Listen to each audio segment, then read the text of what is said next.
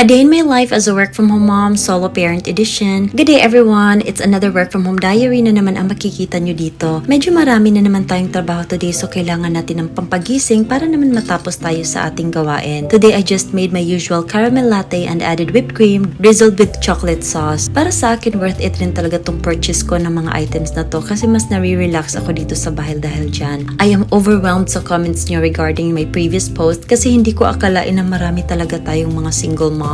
I am so proud na nakakayanan nyo lahat ng yan na magtaguyod sa anak nyo without a partner. Hindi madali pero kinakaya at hindi rin natin makakaya to kung wala tayong support system. I am so happy na kahit mag-isa akong tumataguyod sa anak ko, may pamilya ako na masasandalan kapag hindi ko na kaya. Anyway, nag-pause muna ako sa trabaho para gumawa ng breakfast at lunchbox ni Jeff and gumawa ako ng egg roll today at nilagyan ko lang yan ng nori wrap and cheese. I fried the egg in low heat para hindi masunog and then rolled it. Nilagay ko na rin ang natirang beaten egg para ma-seal ko ang egg roll. Ganito na ang kinalabasan niya at hahayaan ko muna siyang mag-set for a minute bago ko ito i-slice. Nagluto na rin ako ng chicken nuggets for additional baon at breakfast niya. Konti lang talaga ang kinakain ni Jeff kapag umaga. And while I'm cooking, hinahanda ko na rin ang kanyang uniform. Pinaplansya ko yan while nagluluto ako. That's why it's always on low heat para hindi masunog ang niluluto ko. Multitasking talaga yan dahil hindi na ako makapaglaan ng time para mamlansya sa uniform niya sa gabi. In fairness, namamanage ko naman ang time ko. And I make sure na umaalis talaga kami sa bahay on time para hindi siya malate sa school. There, I plated his lunchbox at later pa ako makakapag-grocery kaya limited lang ang snacks ni Jeff. Di bali na at bibigyan ko rin naman siya ng pera para makabili siya ng extra sa school. Nauna na rin si Cookie sa pinto at ready nang sumama sa amin. Kapag nagliligpit na ako, yan na yung cue niya na paalis na kami kaya nauuna na siya para hindi maiwan. Ang tatalino rin talaga ng mga aso, no? At ayun, nauna pang sumakay sa sasakyan. I sent off Jeff to school at sinundan lang ng tingin ni Cookie si Jeff hanggang sa mawala na siya sa kanyang paningin. And when I headed back ay nagpatuloy lang ako sa trabaho ko dahil as usual marami pa akong dapat tapusin. After ko magtrabaho, magdanap na naman ako ng 3 oras or minsan 4 na oras. Then pagising ko, kumakain na agad ako. Para na akong robot sa routine ko and I was thinking of what is the better way to get a life. I've been noticing rin kasi lately na overloaded na ako sa trabaho with my part-time content creation. And I am so grateful. Kailangan ko talagang dumiskarte dahil habang lumalaki si Jeff, lumalaki rin ang mga needs niya. And while I am trying to provide his needs, I also would love to give back to my family. Hindi rin kasi ako magiging independent kung hindi dahil sa kanila. Nakita ko sila bilang isang modelo and I learned kung gaano sila kasipag magtrabaho at kumayod para makapagbigay sa mga needs and wants namin noong mga bata pa kami. So I am torn between building myself to have a stable life and also giving back to my parents. At ayan si Cookie nanguhit na sa akin habang nagdadrama ako.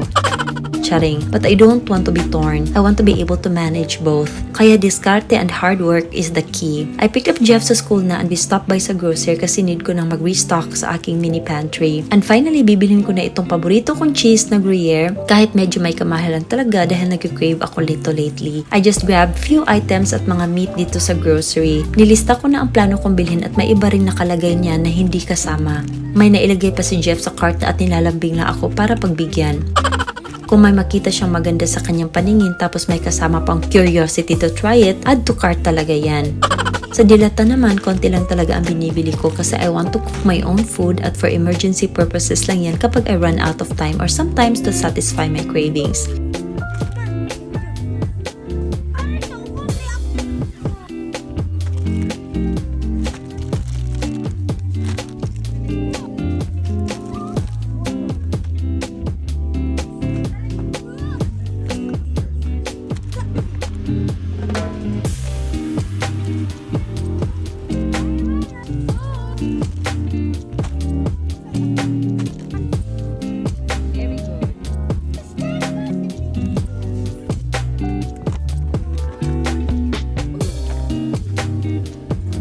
Natapos naman ako sa pag-grocery ko at chill lang yan si Jeff naghihintay sa akin. We also stopped by sa barbershop kasi need na daw niya mag-cut ng buhok sabi ng teacher niya so we had to trim it. At yan, clean cut na ulit at umuwi na kami agad at sinalubong kami ni Cookie na miss na kami. Itong pinag-grocery ko hindi ko muna i-organize lahat kasi kinulang na ako sa oras. Uunahin ko na lang muna ang meat para mailagay ko na sa freezer at para makapagluto na ako ng aming hapunan. I still have time naman at madali lang naman itong lutuin.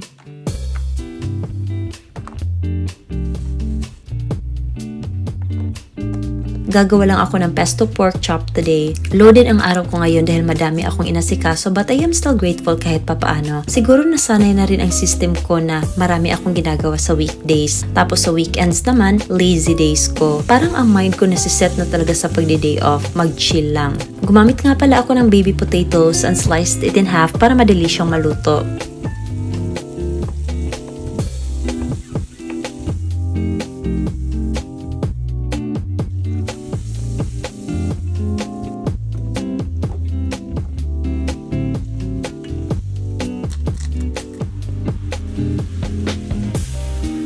Then nilagay ko na ang pesto at pork chop, then seasoned it with salt and pepper. I decided to also add cream the last minute.